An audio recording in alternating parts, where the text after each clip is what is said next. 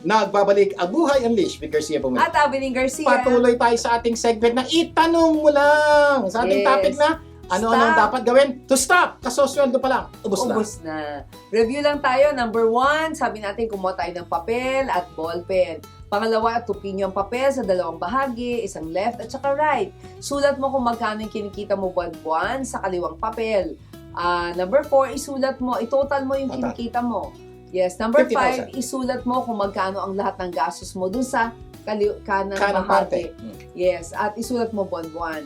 And then, number Itotal. 6, total mo. 60,000. Yes. Number 7, alamin mo ang iyong balanse. Negative Oo. 10,000. So, bawas mo yung lahat ng ginagastos mo doon sa kinikita mo. Number 8. 8, kung negative ang balanse mo, bawas-bawas ng gastos. It's either bawas gastos or dagdag Dagdag kita, kita. pero mas madali pong magbawas ng gastos. Number Gaya ng sinabi 9, namin sa kung inyo. nagbawas ka na ng gastos at negative Ayan. pa rin, ayan, ay baka kailangan mo na magdagdag May mga kita. nagsasabi, Sir, alam niyo sir, nagbawas na ako ng gastos. Sir, todo na to.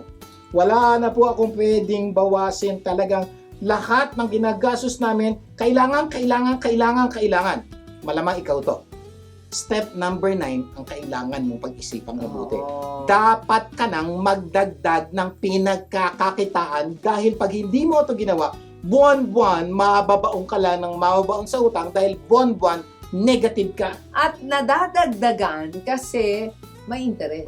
Dahil may Oo. utang ka at kadalasan, may interest. Bihira naman po kasi ang utang na walang interest. Meron po paminsan-minsan, meron dyan kapitbahay, nanay, tatay, kamag-anak. Walang interest po sa pera. Yes. Pero may interest sa galit at sa inis. Galit na galit na po sa inyo dahil di kayo nagbabayad ng utang. Yes. So, o kaya siguro pwede ka magbenta ng assets, Yan. no? Ano ba yung present na assets mo? O ay, Yeah, isang bagay po na pwede nyo gawin para makabawas ng gastos is ito po.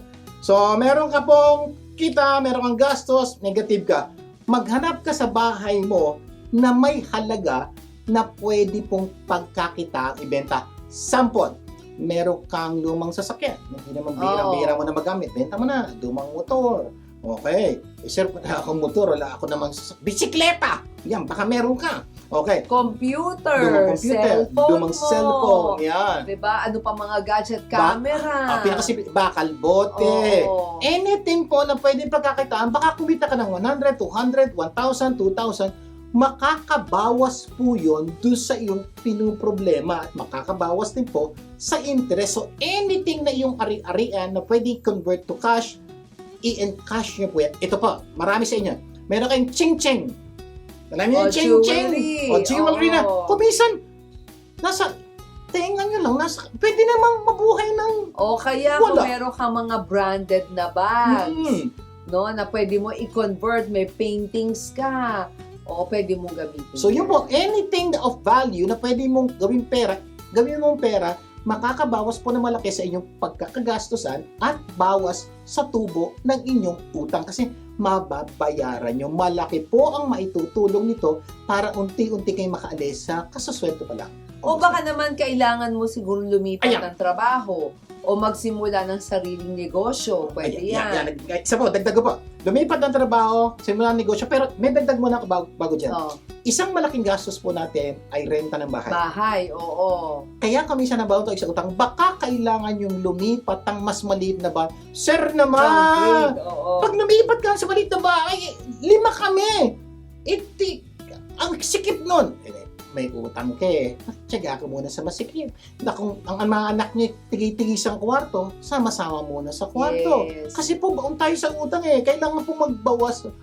So, isang malaking bagay po na pwede gawin is magbawas po ng gastos. Isa po dyan renta. Kung may sasakyan ka kayo, mag-commute na lang po kayo. Ito po yung madadaling paraan para makabawas ng inyong pinagkakagastosan. Pero balik tayo sa sinabi ni Madeline. Yan. Maghanap Oo, ng maghanap ka ng lilipatan mong trabaho or baka pwede ka namang maghanap ng or magsimula ng bagong negosyo. Yan. Kasi po, pag talaga nagpatuloy po ito, wala kayong ginawang aksyon, buwan-buwan, pabaon Dadagdagan. lang kayo ng pabaon sa utang. So, you need to make a drastic action. Hanap ka ng trabaho magbibigay siya ng mas malaking sweldo. Ang problema, di ganun kadali yun. Kaya nga po, isang turo po namin, punta po kayo sa YouTube. Ang dami pong mga nagtuturo sa YouTube kung paano ba dagdagan ng yung pagkakakitaan. Or step-by-step guide sa pagsimula ng negosyo. Kung Meron din magnenegosyo. kami niyan sa aming YouTube channel na Vic and Abilene Garcia. Ang payo lang po natin, huwag nyo pong biglain. Ang pwede nyo pong gawin, nagtatrabaho kayo, subukan nyo pong magnegosyo. Nagtatrabaho kayo, subukan nyo pong mag-sideline. Yung isang kaibigan natin, di ba? Sobrang galing niyang gumawa ng mga party designs, di ba? Talento niya yan. Pwede niyang gawin yun after office, di ba? O kaya Sabado, Oo, Linggo. Sabado, Linggo. So pakiramdaman nyo, huwag nyo bibiglain. Hopefully, kumita po kayo sa trabaho nyo, tapos kumikita kayo dito sa kabila. At pagtingin nyo, unti-unting lumalago na po ito, baka pwede nyo pong bitawan na yung trabaho nyo para punta kayo dito kung tingin nyo tatakbo at maayos na pong kikita ang negosyo nyo. So, pwede nyo pong pagsabayin and eventually mag-decide kayo kung nabibitawan nyo para makaalis po kayo sa kasasweldo para gusto. Yeah. Lalo na kung kayo ina-allow ng company, ha? Kasi yung iba moonlighting yun. Lalo na kung yung trabaho nyo Oo. sa kumpanya, hindi na trabaho nyo sa labas. Pero Oo. kung yung trabaho nyo naman sa kumpanya, iba naman yung trabaho nyo sa labas, normally hindi po kayo ma-charge ng moonlighting. Number 10, humingi ng tulong sa iba. Pero higit sa lahat, humingi ng tulong sa Diyos. Ito po yung napaka-importanting tulong po namin sa inyo. May mga pagkakataon po kahit paano ng isip, kahit paano plano, kahit paano lista, kahit paano sulat, wala po talagang mangyayari. Baka kailangan nyo na po ng mata o isip ng iba. So, ilapit niyo po at may kayo ng tulong sa mga tao na nakakaunawa ng problema niyo. Sir, ma'am, may problema ako. Ano po ba pwede ko ibang gawin? Ito na po nagawa ko, pero wala pa rin. Baka makapagbigay po sila ng ibang solusyon sa inyong problema. Gaya po na nangyari po sa amin ni Ma'am Abilene. There was a time bound din po kayo sa utang, meron po mga taong tumulong po sa amin at binigyan kami ng ibang pananaw sa problema ang aming pinagdaanan. Kasi pag ibang mata ang tumitingin, fresh perspective yun eh. So, nakikita niyo, hindi mo nakikita. Pero higit sa lahat, humingi kayo ng tulong sa Diyos. Kasi kuminsan po talaga pong yung problema nyo, parang wala nang solusyon. The good news is this, ang imposible po sa tao, posible sa Diyos. Wala pong imposible sa Diyos, ano man ang inyong problema pinagdadaanan. Nako! Sana marami tayong natutunan sa ating pinag-usapan, At next week, mas marami pa tayong pag-uusapan na tunay magpapaganda ng buhay nyo at ng mga mahal nyo sa buhay. Closing prayer muna tayo. Dalangin tayo. Ang mga nasa langit, maraming po salamat sa pagpapaalala nyo sa amin sa mga dapat namin gawin para matapos lang kasasweldo pa lang ubus na. Ang dalangin ko lang po sa lahat po na nakikinig ng programa ito, na gawin po nila yung mga dapat nilang gawin.